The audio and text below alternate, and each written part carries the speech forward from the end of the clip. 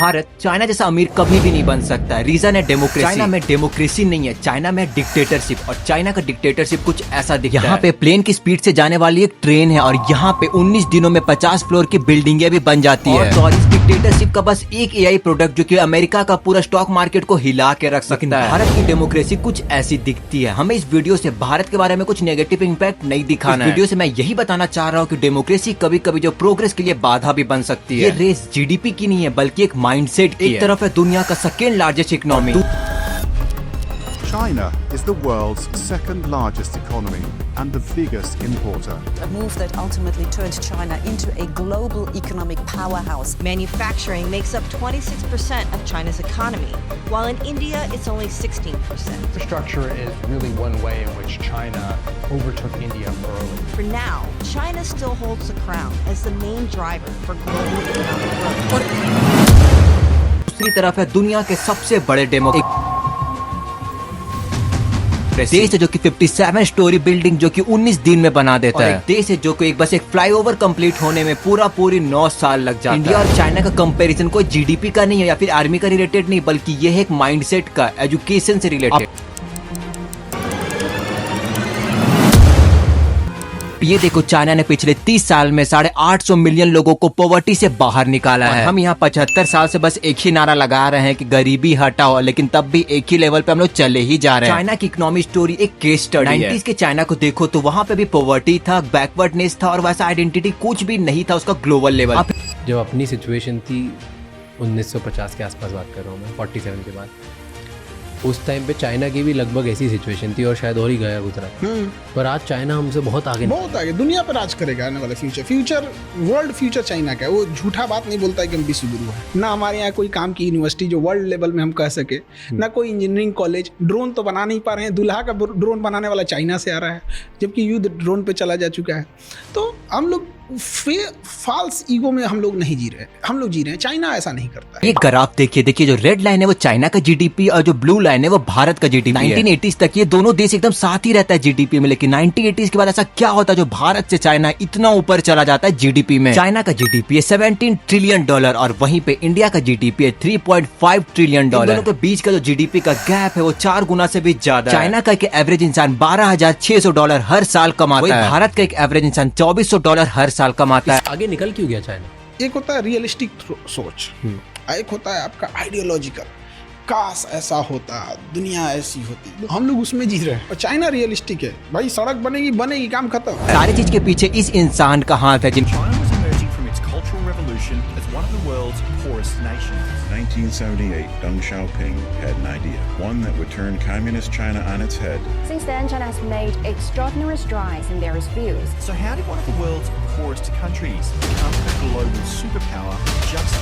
का नाम है डेंग शाओपिंग। 1978 में इनके गवर्नमेंट्स के अंदर रिफॉर्म एंड ओपनिंग पॉलिसी आई थी। इसके पीछे का लक्ष्य उनका एक ही था कि एक्सपोर्ट ओरिएंटेड मैन्युफैक्चरिंग। इस लक्ष्य तक पहुंचने के लिए उन्होंने एक एक करके सारे हडल को हटाए, जैसे कि जुडिशरी के हडल, लोकल गवर्नमेंट का हडल और सिविक सोसाइटी का हडल। उस वक्त का समय है जबकि इंडिया में एक टेलीफोन खरीदने के लिए हमें 3 साल का वेट करना पड़ता था, क्योंकि इंडिया में चल रहा था लाइसेंस राज। जहाँ पे भारत का डेमोक्रेसी ने हडल को बढ़ा दिया, वहीं पे चाइना का डिक्टेटरशिप हडल को कम कर दिया। चाइना को पूरा दुनिया का फैक्ट्री ऑफ द वर्ल्ड इस कारण कहा जाता है, मोबाइल फोन से लेकर के ईयरफोन, लैपटॉप, बल्ब जो भी होता है सब मेड इन चाइना ही रहता है। तो क्या हम इसे इंडिया में मैन्युफैक्चर नहीं कर सकते हैं? ये पोटेंशियल इंडियंस के पास नहीं है, बिल्कुल है, लेकिन जो सिस्टम है इंडिया का वो बहुत ही ज्यादा एंटरप्रेन्योर सबको बहुत ही ज्यादा डिमोटिवेट कर दिया। चाइना में अगर डिक्टेटरशिप नहीं होती तो चाइना जो है हुकू सिस्टम को नहीं ला पाता। क्या है ये सिस्टम? इसमें होता क्या है कि जो चाइना का सिटीजन होता है उसको 2 ग्रुप में बांटा जाता है, एक होता है रूरल और एक होता है अर्बन। चाइना का इंटरनल वीजा सिस्टम है, मतलब इसमें ये होता है कि एक रूरल से एक आदमी अर्बन में आकर के काम तो कर सकता है, लेकिन अपने साथ वो अपने फैमिली को नहीं ला सकता, क्योंकि उनके रूरल हुकू होने के कारण उन्हें सरकारी स्कूल में एडमिशन नहीं मिलेगी और साथ ही साथ सरकारी अस्पताल में भी उनका इलाज नहीं होगा। होता क्या, जब भी कोई रूरल इंसान अर्बन में आता है काम करने के लिए, लेकिन जब वो बूढ़ा हो जाता है तो वो इस शहर में नहीं सर्वाइव कर पाता है, इसका वापस से गाँव चला जाता है। शहर में स्लम्स नहीं बनते। अगर आप रूरल में रहते हो और अर्बन में आते हो और आपके बच्चे भी अर्बन में होते, लेकिन आपको तब भी रूरल हुकू ही मिलेगा। इसके साथ चाइना ने लीवर का जो प्रॉब्लम था सारा को सॉल्व कर दिया, साथ ही साथ ये भी एश्योर किया कि लोग अपने फैमिली के साथ शहर में माइग्रेट ना करें। आपका क्या ओपिनियन है कि क्या ये सेम सिस्टम भारत में लाना चाहिए ताकि जो शहर में ओवर क्राउडेड ना हो? मुझे कमेंट करके जरूर बताना। अगर मैं इंडिया के गवर्नमेंट स्कूल के बारे में बात करूँ तो यहाँ के जो टीचर होते हैं उन्हें कोडिंग तो बहुत ही दूर की बात है, उन्हें गूगल के जी के बारे में भी नहीं पता। प्राइवेट कॉलेज का क्या ही बात करूँ, वहाँ पे जितने भी लोग हैं वो अपने जॉब की तलाश में ही भटके जा रहे हैं या फिर अपने रील्स बना करके अपने गुस्से को निकाल रहे हैं। बहुत ही डिफरेंस। आप यहाँ के गवर्नमेंट स्कूल को कंपेयर करो चाइना के गवर्नमेंट स्कूल से, बहुत ही ज्यादा आपको डिफरेंस दिखेगा। चाइना क्लास 1 से ही एआई के बारे में पढ़ा रहा और अभी जाकर के हम लोग टाइपिंग सिखवाते हैं क्लास। कहीं कहीं तो हालत इतनी ज्यादा खराब है कि टाइपिंग तो बहुत दूर की बात है, वहाँ पे बच्चों को कंप्यूटर ऑन करना तक नहीं आता। कहीं कहीं तो ऐसा भी हो रहा है जहाँ पे कंप्यूटर अवेलेबल है उस स्कूल में, लेकिन वहाँ पे कंप्यूटर के टीचर ही नहीं है, और जहाँ पे टीचर अवेलेबल है तो वहाँ पे रिसोर्सेज ही अवेलेबल नहीं है। मैं यही कहना चाहता हूँ कि अगर एक्चुअली हमें कम्पीट करना है इस कॉम्पिटिशन को तो हमें ग्रास रूट लेवल में जा करके डिजिटल स्किल को रिवॉल्यूशन लाना होगा। यहाँ पे जो कॉम्पिटिशन चल रहा है बस नंबर का कॉम्पिटिशन नहीं, यहाँ पे माइंडसेट और प्रोग्रेस का भी बहुत ही बड़ा कॉम्पिटिशन है। कभी ये सोचे कि 18 साल के स्टूडेंट को भी ये नहीं पता कि रिज्यूमे कैसे बनाते हैं और इंटरव्यू में क्या बोलते हैं और करियर ऑप्शन कैसे चूज करते हैं। आप अपने दिमाग में ये बात को एकदम बैठा लेना कि आप बस डिग्री नहीं चाहिए, आपके दिमाग में स्किल भी होना चाहिए, तभी आप आगे जाकर के कॉम्पीट कर सकते हो इस कॉम्पिटिशन में। बताया ही नहीं जाता कि दुनिया किस डायरेक्शन में जा रही है। चाइना के बच्चे क्लास 1 से ही कोडिंग करते हैं और रोबोटिक उनका सब्जेक्ट का एक पार्ट है, और वहीं हमारे इंडिया में 10th क्लास तक तो लोगों को पता भी नहीं कि कोडिंग होता क्या है। जिस टाइम हमारे स्टूडेंट जो लोग हैं सोशल मीडिया पे चिल करते रहते हैं, उस टाइम वहाँ के स्टूडेंट जो है एआई के ऊपर उन्होंने टेक्नोलॉजी पे वर्क करते हैं। यहाँ पे खान सर का पॉडकास्ट देखा, वो इतने अच्छे बात बोलते हैं कि we are not a digital India, we are a digital user. क्या करते हैं? फेसबुक यूज करते हैं, इंस्टाग्राम यूज करते हैं, यूट्यूब यूज करते हैं, और वहीं पे चाइना का अगर बात आता है वो सब कुछ अपना खुद का बना के रखा हुआ। आज हम देखते हैं हमारे पार्लियामेंट में 46% मिनिस्टर ऐसे जिसके ऊपर क्रिमिनल केसेस चल रहे हैं। हम लोग कन्विक्टेड क्रिमिनल को लीडर बनाते हैं, फिर हम लोग ये सोचते हैं कि हमारा देश आगे क्यों नहीं जा रहा है। चाइना में ये प्रॉब्लम नहीं है, चाइना भी कंट्रोवर्शियल डिसीजन ले सकता है जो उसके देश को आगे बढ़ाए। जैसे कि 2018 में चाइना से प्रेसिडेंट लिमिट को हटा दिया गया। शी जिनपिंग हमेशा हमेशा के लिए चाइना के लीडर बने रहे। 2021 में उन्होंने प्राइवेट ट्यूशन को बैन कर दिया। मैंने चाइना में एक चीज देखा कि अगर उसके कुछ भी उनके हित में है तो उसके लिए वो कोई भी लेवल तक क्रॉस कर सकते हैं। अगर उन्हें मिलिट्री पावर बनना है तो वो नेवल सुप्रीमेसी दिखाएंगे, जबरदस्ती के भी कोई भी देश से जाकर के अपना स्ट्रेंथ जरूर दिखाएंगे, शांति से बैठे रहने वाले में से नहीं है। चाइना का जो सबसे बेस्ट पार्ट ये होता है कि वो बहुत ही दूर दृष्टि रखते हैं। हमारे देश में क्या होता है, किसी भी स्टेट का अगर ज्यादा पॉपुलेशन हो जाता है तो हम लोग यही सोचते रहते हैं, उसी पे फोकस करते हैं कि उसे फिट कैसे करें वहां। लेकिन चाइना यहाँ पे यही सोचता है कि ऐसा कैसे 1000 शहर बनाए जिसमें वो लोग आराम से जाकर के फिट हो जाए। चाइना का गवर्नमेंट लॉ यही कहता है कि यहाँ पे कोई भी प्राइवेट प्रॉपर्टी है ही नहीं, यहाँ पे जितना भी प्रॉपर्टी हो सारा का सारा सरकार। चाइना के पॉपुलेशन को कंट्रोल करने के लिए 1979 से 2015 तक 1 चिल्ड्रन वाला पॉलिसी चल रही थी। जब ये सेम पॉलिसी भारत में लाई गई तो भारत की सरकार ही गिर गई। भारत में अगर सीए को लेकर के अगर बात किया जाए तो सब लोग एकदम प्रोटेस्ट करने के लिए रोड पे आ जाते हैं। Even though we can't do anything with the citizens of India। China के जो इतने अच्छे फाउंडेशन आपको दिख रहे हो, बहुत ही कंट्रोवर्शियल डिसीजन के बाद भी इतने अच्छे तरीके से खड़ी है। कुछ लोग अगर ये चीज भारत में होने लगेगा तो वो लोग तो बस राह ही देखते हैं कि भारत को डिक्टेटरशिप बोल सके। भाई आइसो स्पीड चाइना जाते हैं जिसमें कोई एक चश्मा पहनते हैं, जब वो चश्मा पहनते तो सारे चीज को जहाँ पे वो प्लेस करते हो सारे चीज को डिस्क्राइब करने लगता है। गाड़ी में बैठते जो कि पानी में चलने लगती तो जितना कुछ भी वो देख करके शॉक हो जाते हैं। ये सारा कुछ एकदम मैजिक लगता है, लेकिन उस मैजिक के पीछे एक इकोसिस्टम है। और एक बात चाइना के बारे में बता दूं कि वो अपने कंट्री पे इतना ज्यादा इंफ्रास्ट्रक्चर पे इन्वेस्ट किया, लाइक ए क्रेजी कंट्री। उनके पास 40,000 किलोमीटर का एक हाई स्पीड रेलवे नेटवर्क है। वहाँ पे हर एक शहर को बुलेट ट्रेन से जोड़ा गया, जबकि इंडिया में एक बुलेट ट्रेन अभी तक एक सपना ही है। चाइना में बचपन से ही गोल सेटिंग और स्किल बिल्डिंग में ही उन्हें नॉलेज दिया जाता है। जो हमारे यहाँ लोग रहते हैं उनके अंदर टैलेंट का बिल्कुल भी कमी नहीं है, बस डिस्ट्रैक्शन है। वहाँ पे ऐप बनाए जाते हैं और हमारे यहाँ इस्तेमाल किए जाते हैं उनके बनाया द्वारा। इस वीडियो बनाने का मकसद मेरा ये नहीं था कि इंडिया और चाइना का बीच का डिफरेंस दिखाना था, बल्कि मुझे ये दिखाना था कि बस यहाँ पे डिफरेंस का बात नहीं बल्कि डेवलपमेंट का भी बात है। डायरेक्शन का भी सबसे बड़ा यहाँ पे फॉल्ट है, और डायरेक्शन तभी बदलेगा जब यहाँ का यूथ बदलेगा, और ये तभी बदलेगा जब हम लोग एआई, स्पेस, रोबोटिक और सेमीकंडक्टर को एक मीम्स की तरह नहीं बल्कि एक पर्सनली और एक अच्छे तरीके से इस पे मेहनत करेंगे। सबसे बड़ा बात यही है कि इंडिया को अपने टेक स्ट्रॉन्ग बनाने के लिए एक बहुत ही बड़ा कदम उठाना होगा। मेरे हिसाब से कोडिंग को एकदम कंपलसरी कर देना चाहिए स्कूल में, ताकि सारे स्टूडेंट को आना चाहिए। इससे क्या होगा कि उन्हें बचपन से बेसिक कोडिंग का उन्हें नॉलेज होगा और हम लोग अपने फ्यूचर में बहुत ही अच्छा तरीके से इसे डेवलप कर पाएंगे। गवर्नमेंट को स्टार्टअप को एकदम ग्रोथ देने के लिए उन्हें इजी फंडिंग और टैक्स में ब्रेक देना चाहिए। प्राइवेट और पब्लिक दोनों को मिला करके रिसर्च प्रोग्राम पे बहुत ही अच्छे तरीके से फोकस करना होगा। इससे हमारे डेवलपर एकदम वर्ल्ड क्लास प्रोडक्ट बिल्ड कर पाएंगे। मैं दोस्तों आपको ये भी बोलना चाहता हूँ कि इंडिया में जुगाड़ का कमी नहीं है। इंडिया में एक से बढ़कर एक जुगाड़। बड़े बड़े कंपनी के सीईओ को देख लो, कहाँ से पढ़े, इंडिया से पढ़े ना, और यहीं से है। मतलब कि ये यही दिखाता है कि हमारे ये वो इकोसिस्टम ही नहीं था, इसका उनको बाहर जाना पड़ा अपना टैलेंट को दिखाने के लिए। मैं शार्क टैंक में बहुत बहुत अच्छे एपिसोड देखा जिसमें कि जुगाड़ आता है एक से बढ़कर एक, मतलब कि बस इंडिया में वो इकोसिस्टम बनना चाहिए, बाकी तो इंडिया आगे चले ही जाएगा। जो भी इस वीडियो को देख रहा है मैं उससे यही रिक्वेस्ट करना चाहता हूँ कि इंडिया अगर कॉम्पीट करना चाहता है तो आप खुद में भी शुरुआत शुरू करो यही वीडियो से और अभी से, ताकि इंडिया का ग्रोथ में आपका भी कंट्रीब्यूशन एक मायने दिखाए। इस वीडियो की शुरुआत में मैं जो बोला था कि भारत कभी भी चाइना इतना रिच नहीं हो सकता, ये एकदम ही गलत बात। इसके पीछे का आप रीजन जानते हो? क्योंकि चाइना का जो स्ट्रेंथ है वही उनके वीकनेस बनने वाली है। इसका रीजन आप मुझे कमेंट में बताना, अगर आप नहीं बताओगे तब मैं इसके ऊपर नेक्स्ट वीडियो लाऊंगा। थैंक्स अ लॉट दोस्तों यहाँ तक वीडियो देखने के लिए। अगर आपको वीडियो पसंद आया तो अपने दोस्तों के साथ भी शेयर करना और ऐसे वीडियो के लिए मेरे चैनल को सब्सक्राइब कर लो, वीडियो को भी लाइक कर दो। मिलते हैं नेक्स्ट वीडियो में। जय हिंद, जय भारत।